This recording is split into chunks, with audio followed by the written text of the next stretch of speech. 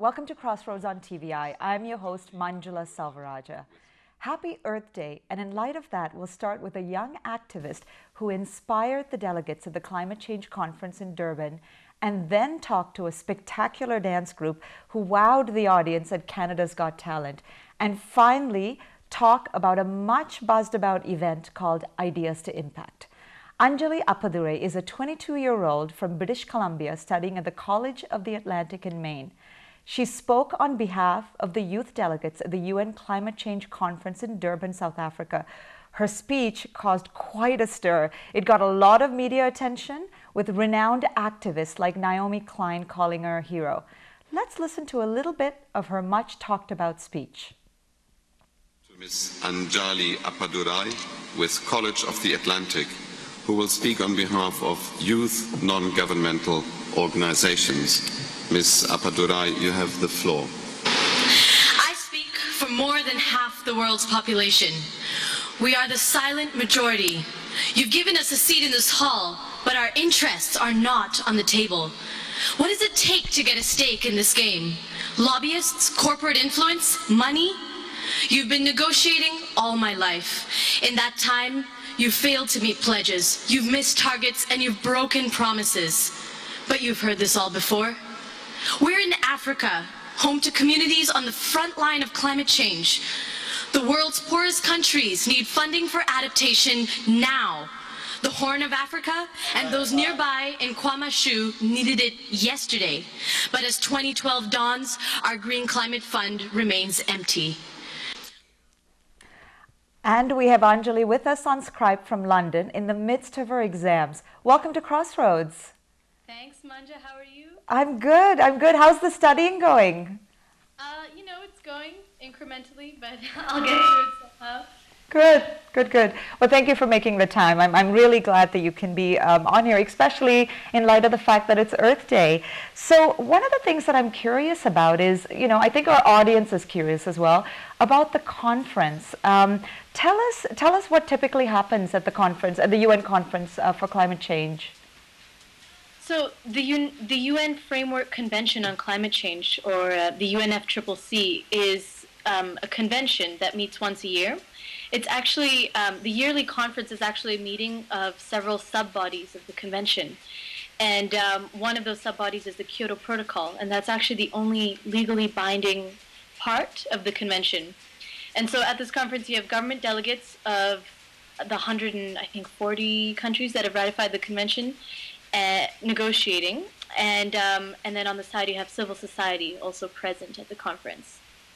So what do youth, you represented the youth delegation. There was actually a sizable youth delegation, and you spoke at the end of the conference on behalf of the youth delegation. What role does the youth delegation play there? Youth are one constituency of what the UN calls civil society, and civil society is just the organizations of society that aren't a part of the government. So all your NGOs, women's groups, and trade unions, all sorts of major groups of society, and youth is one of those.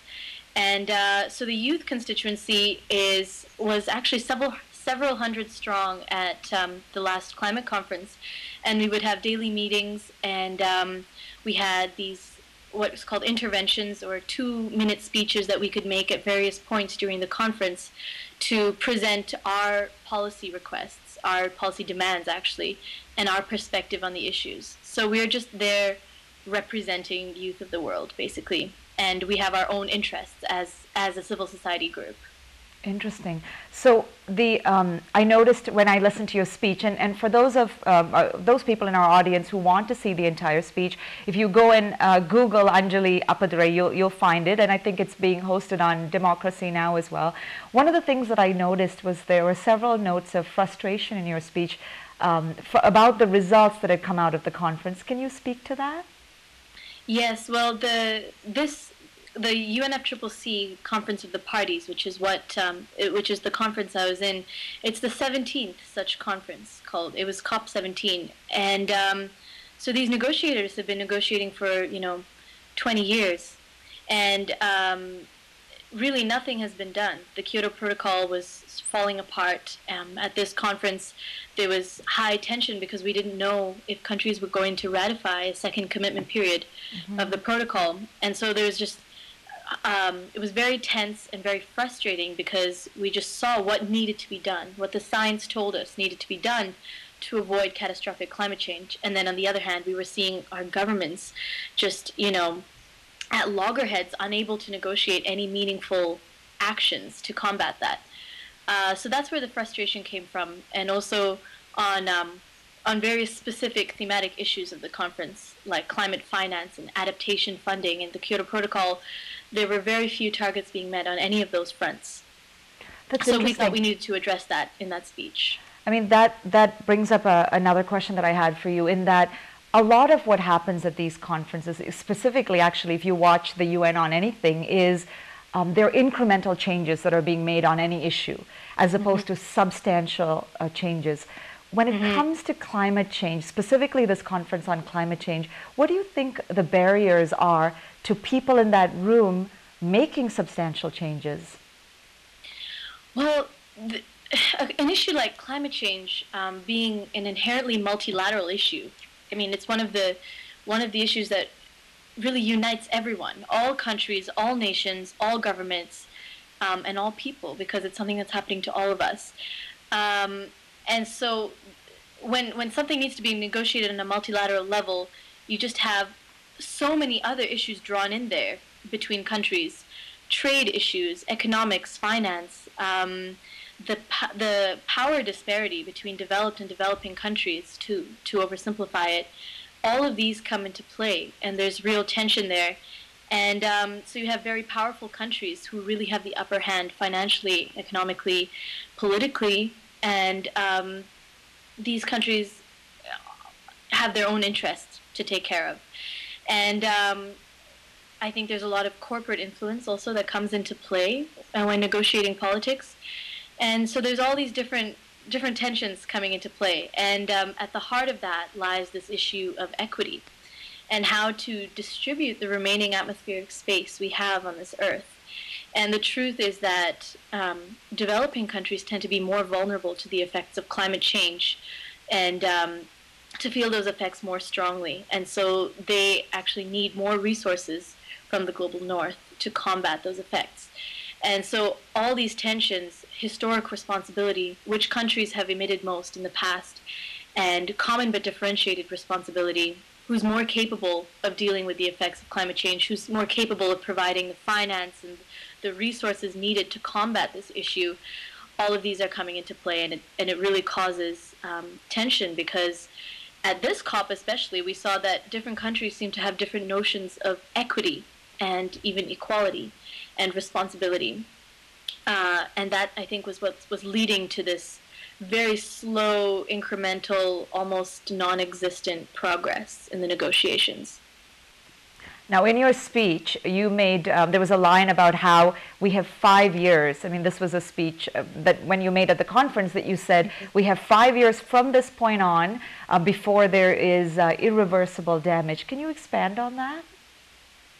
Well, the official climate science comes from a body called the Intergovernmental Panel on Climate Change, and they have released 4 major reports on the status of climate science thus far. And in these reports, it talks about various tipping points that humanity will set off by continuing in the global warming trajectory we're continuing on right now. And those tipping points are ecological points at which, no matter what we do to our emissions, no matter how much we cut them down, even if we stop emitting everything, those changes are locked in forever.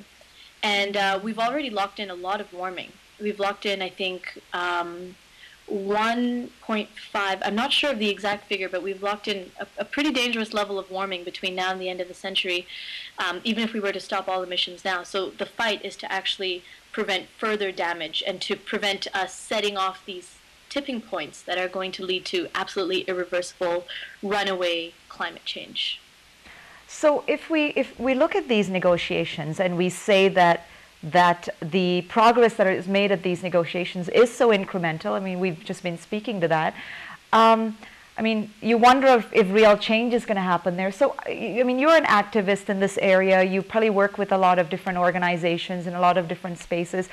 Are there spaces or people, areas where you think there's real change happening, or groups that are capable of making that real change? Definitely. And actually being at this conference and my work with other organizations has really inspired me, because I see so many passionate individuals and organizations devoting their lives to making change in these areas. However, it's an interesting question, because you have this forum, the UN, on one hand, and it's extremely slow.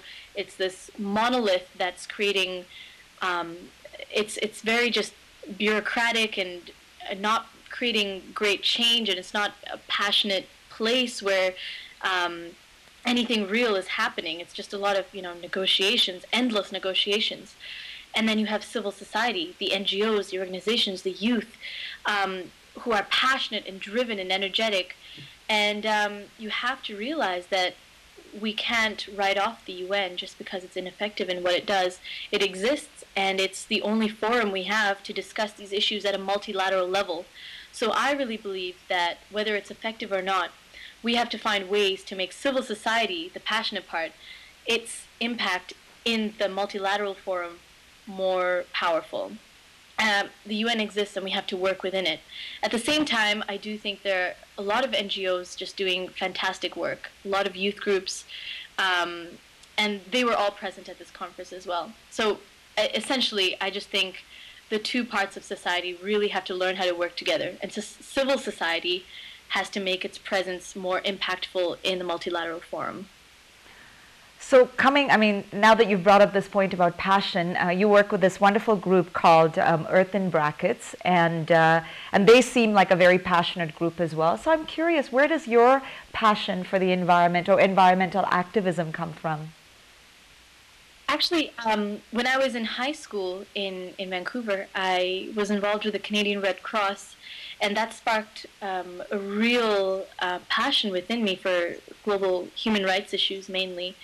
And so I started a Global Issues Club, and I started to feel this obligation to use my talents and my energy to do something about these issues. And so when I went to College of the Atlantic, it's a very ecologically focused institution, and I started learning about climate change and other environmental issues. And I really realized that this was an area I needed to expand into, because climate change is not, to me, just an environmental issue. It's an international thing that binds everyone, and it encompasses many important issues of human interest as well.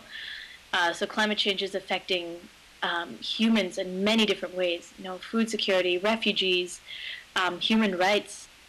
And so for me, my passion for these issues comes from the fact that I honestly believe that humankind, as a cooperative species living in a global community, needs to feel a responsibility to look out for each other and strive to create equity in the societies we live in. And being a privileged individual, I feel that responsibility myself. And I really feel a passion to work with groups such as Earth in Brackets and in the forum of the UN to make the youth voice heard. A fair goal to have. So I know that you were brought up in BC. You're currently in London because you're doing, I think, a semester away. But you chose, right after high school, I believe you chose to go on to study at the College of the Atlantic. I'm just curious why you chose that school. Actually, I wasn't very familiar with it, and only through my research on you did I learn about them. So I'm just curious.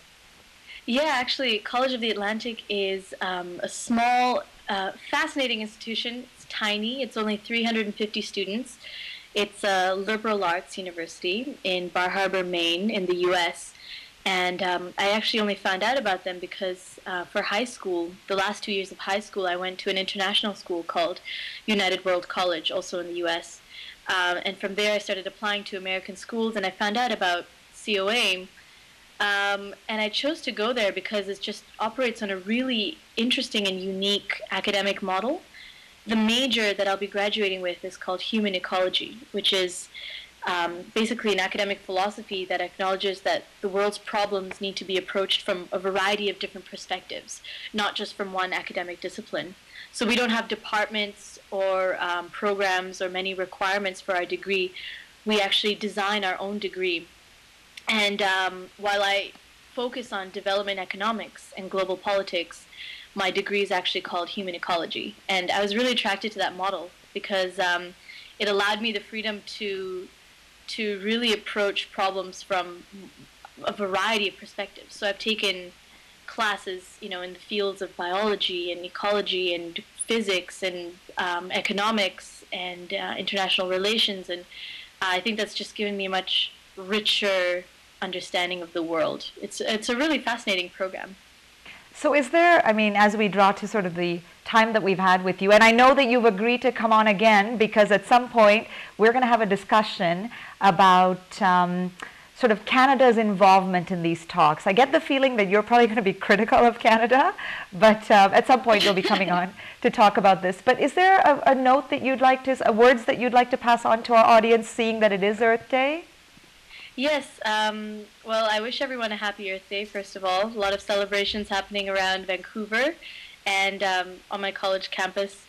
And I'd just like to say that after this experience at the climate conference, I've just realized that in this global community we live in, knowledge is the greatest tool for us to, even if we're not, not everyone has to be an activist or a campaigner or be working in the field of these issues, but I think it's really important to use knowledge as a tool to stay informed and to be in touch and plugged in to the work of what civil society is doing so that we can be a greater force participating with greater relevance and power in the UN forum where these negotiations are taking place.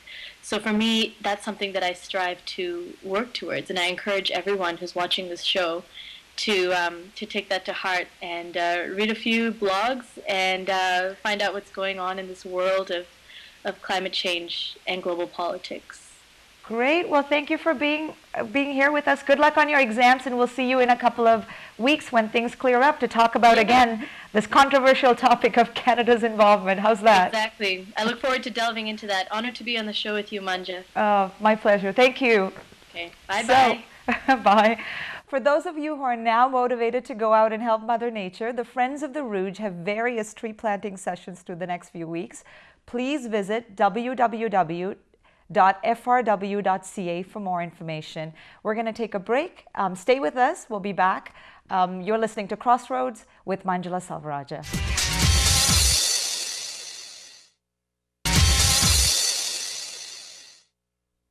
Welcome back to CrossRoads on TVI with Manjula Selvarajah. Our next guest, Broken Dance, performed recently in the show Canada's Got Talent. By the time they were finished, you could tell they were going to go further into the competition. They got a huge standing ovation, not only from the audience, but also from the judges, which included one of my favorite people, Canada's leading opera star, and a great Canadian comic, Martin Short. Here's a little bit about them. Watch this clip to see their performance.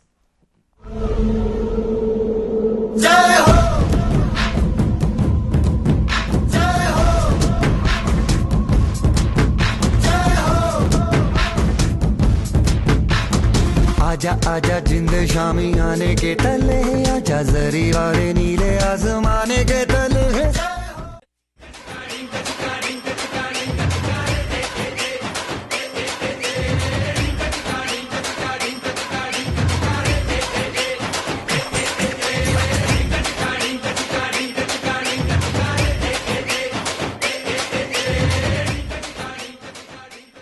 And with us in the studio are some of the performers from Broken Dance, Anoshinie Muhundarajah, Natasha Balakrishnan, and their creative director, and I hear a bit of a dance genius, Chase Constantino. Oh. Welcome to the show.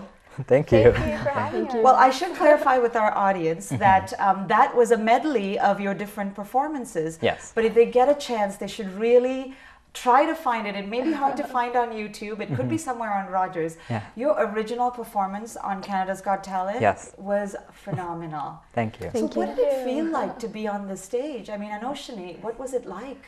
Honestly, it was a whole bunch of emotions. It was extremely nerve-wracking, for one, for sure. We were also very excited once we started performing because we had no idea what to expect from the audience, the judges. We had absolutely no idea.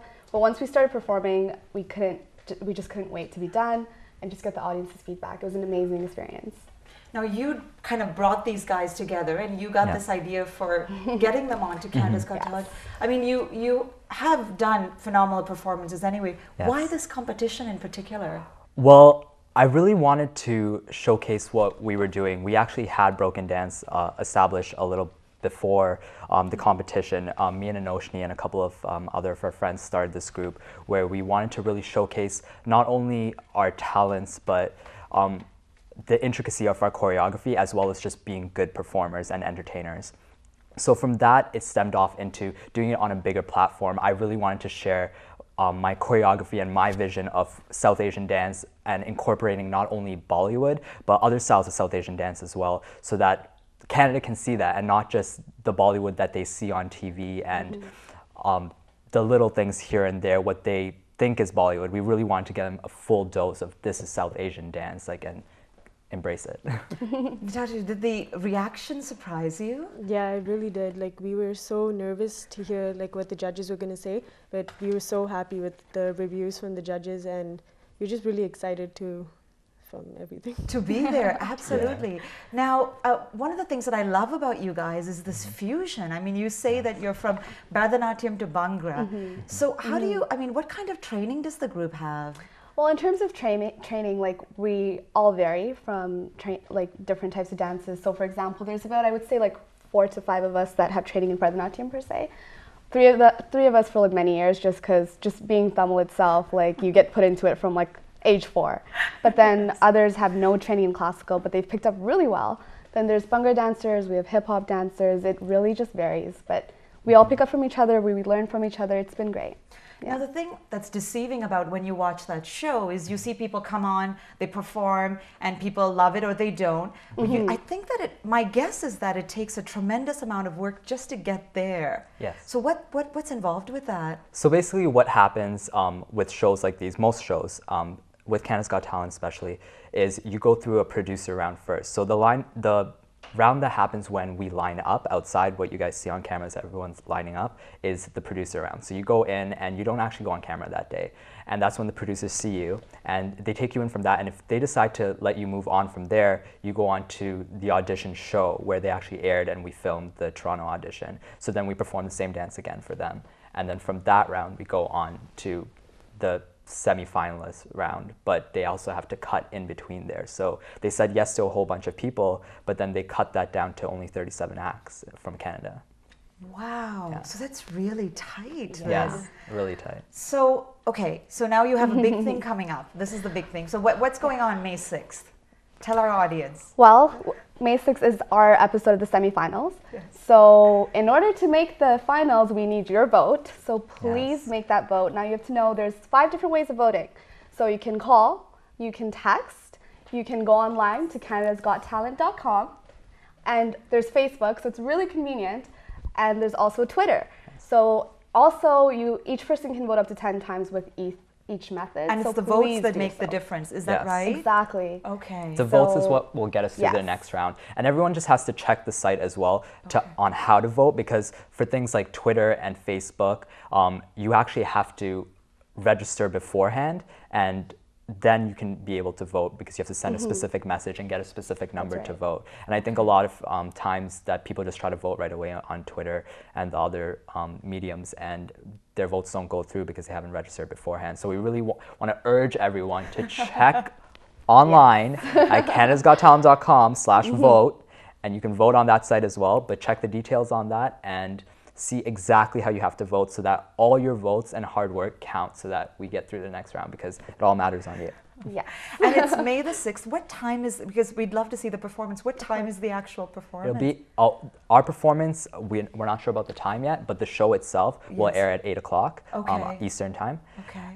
And voting will open once the show is done at 9 o'clock till 2:10 a.m. So it's a lot of time. Yeah. You have a lot of time to vote. Yeah. So it seems to me that you all do different things, right? How do you find the time to, I mean, how much training are you putting into this performance on May the 6th, the big one? There's a lot of training. I would always like more training. There is, but mainly like we practice twice a week. We practice twice a Wednesdays week. and Sundays we dedicate it to like this practice. Practicing. So we all have those days set aside for broken And dance. it's also hard just because this is not something that we do as our first job or first career. We all come from different backgrounds. There's students that are in our team. It's exam time right now. And so there are a lot of missed practices. It's hard to get a group of 10 to all come together, especially since we're all over the GTA. We're not just Toronto based. We're Mississauga, Brampton, Markham, Ajax, Hamilton. We all come together for those 2 practices. So it's really hard to schedule everyone, but it does get done. Yeah, right? The passion definitely keeps us going, and the drive. So I've got one last question for you. This is one of curiosity. Why is it important to participate in dance competitions? I mean, you guys, just some of the folks here I've seen in performances before, and you're phenomenal individually. So you've probably realized some level of success because it seems to be a hobby and interest. What is it about this What is it about competitions? I know that might seem silly, but it's valid. Really not a silly question. I think competitions. I think we've all taken part in a few competitions, whether as teams or solos or as a part of our school, and that's actually how I started to dance. And it just kind of brings you in. And one thing is that, first of all, just doing anything as a team is just very fun. To share that experience with your fellow friends and colleagues in dance, it's just a great experience.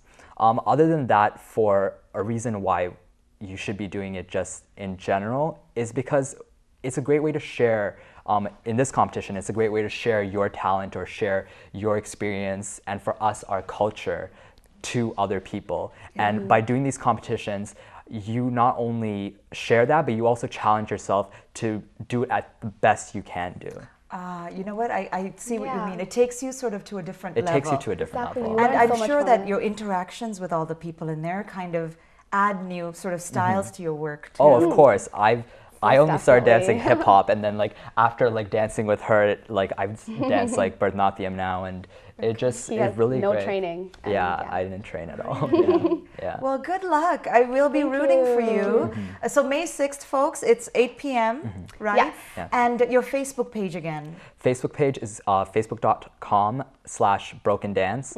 We also have other pages on there as Vote for Broken Dance, or you can check us on our actual website at brokendance.com. We'll be slipping all of those onto our Facebook page, and we wish you the best of luck. Yes, thank you. Thank you. We appreciate it. So, well, you've had the pleasure of meeting some of the folks, not all, but some of the wonderful folks with Broken Dance. We're going to take a bit of a break. Stay with us. You're watching Crossroads on TVI with Manjula Selvarajah.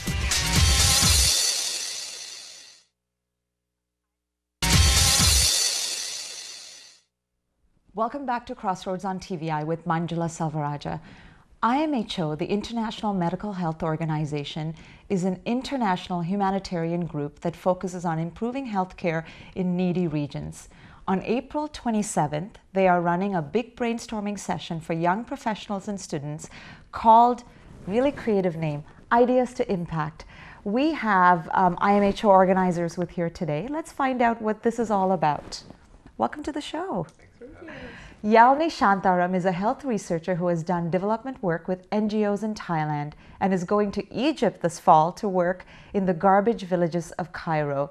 Gajan Sathananthan is an engineer who has volunteered extensively with Engineers Without Borders. He sits on their member advisory committee and has done development work in Ghana.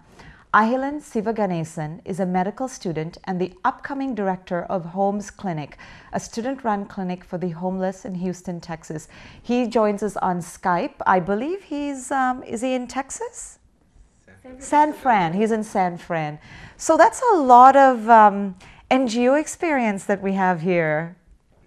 So first of all, Let me just check with you, Yalnee. Perhaps you can tell us a little bit about IMHO. So the International Medical Health Organization is actually a humanitarian-based organization that has run many projects in Sri Lanka, predominantly, I believe, the North and the East. They also have some projects that have started up, I believe, in Ethiopia and a few other countries, but they're a strictly non-political organization, and they focus mainly on humanitarian issues. And Ahilan can actually speak a lot about it because he's worked with them for years. For a long Yes. time. And let me just check to see if we have Ahilan on Skype with us. Ahilan, can you hear us? Hi there, can you hear us okay here? Yes, I can hear you.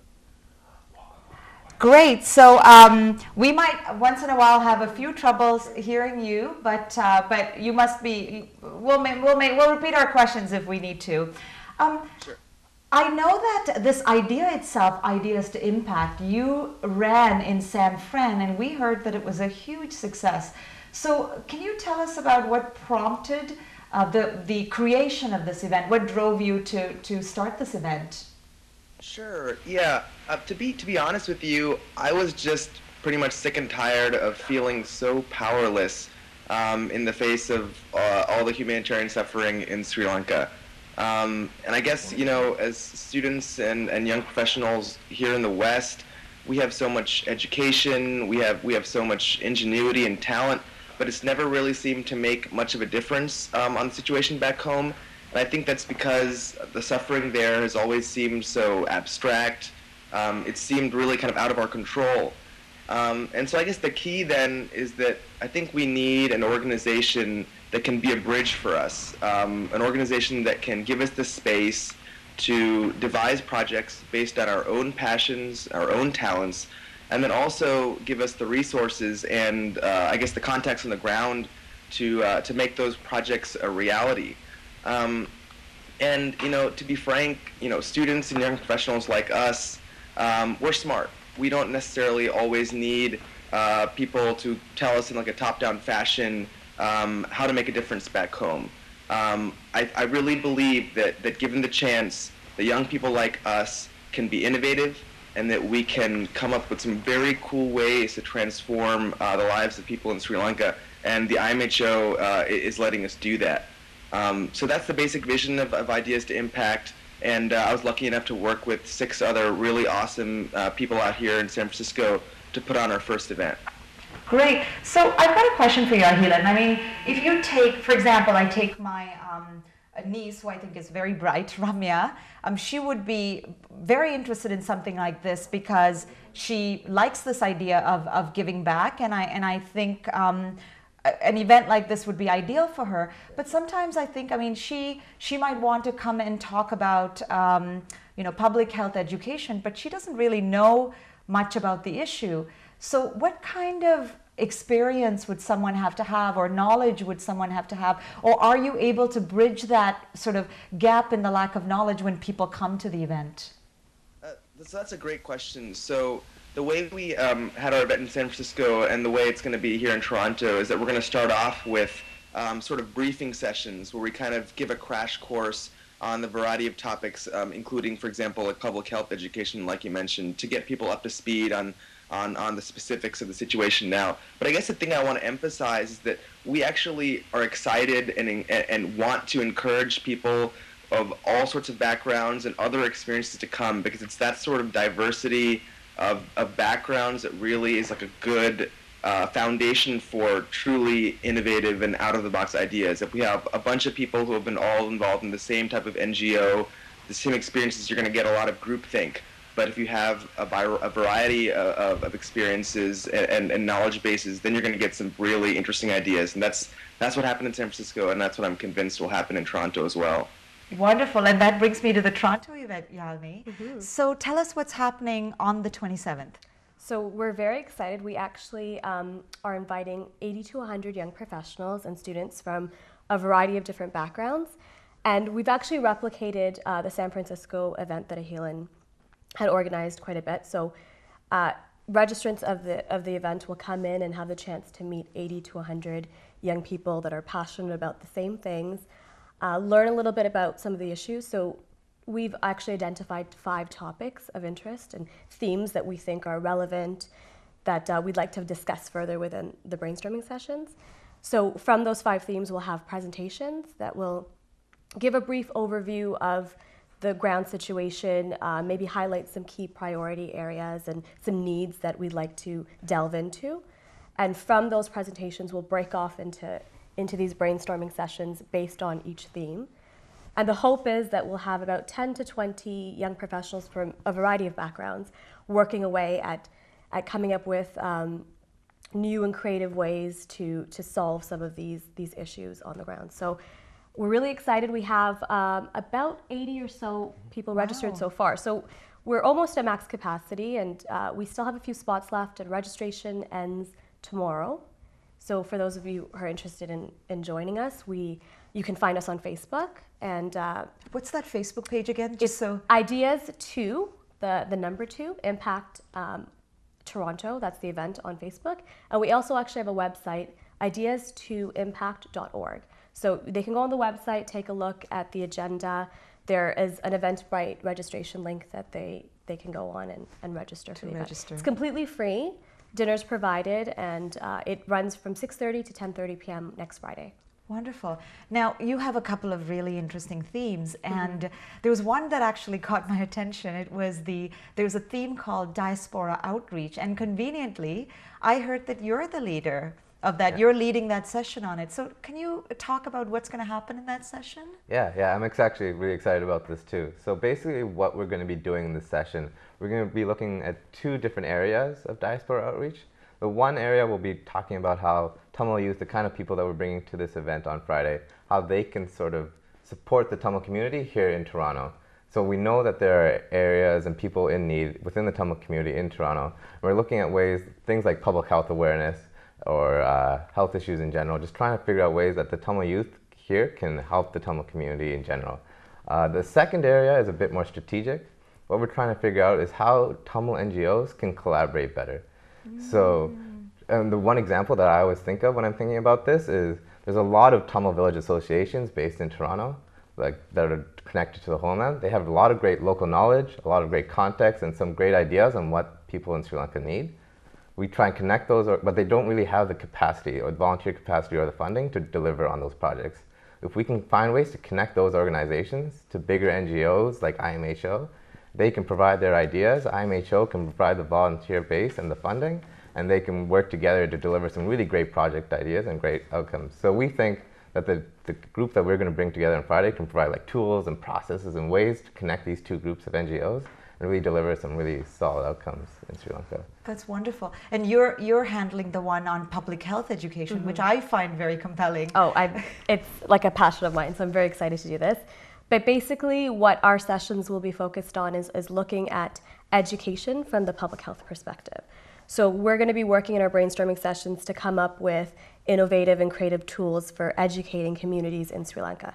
So just to throw out some examples, chronic diseases are on the rise. So heart disease, diabetes, cancers.